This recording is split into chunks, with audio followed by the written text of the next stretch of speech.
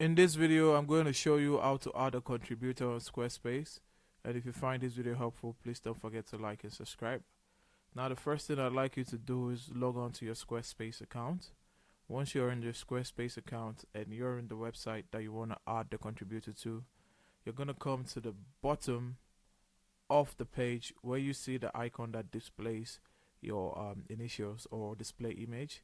Right next to it is the settings. You're going to click on it, and right on the settings on the left sidebar menu, you're going to come to permissions and ownership.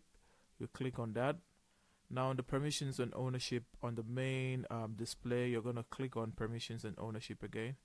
And now what we want to do is we want to invite contributors, so we're going to click on invite contributor.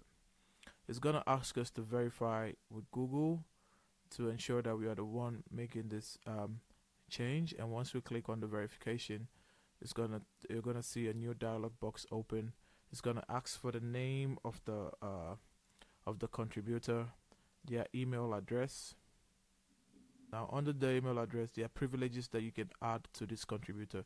You can either choose to make them an administrator. An administrator gives them full access, but they can't transfer ownership.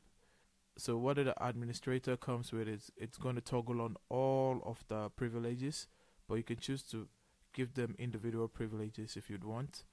And once you're done, you're going to click on invite, and it's going to send the invite to the recipient.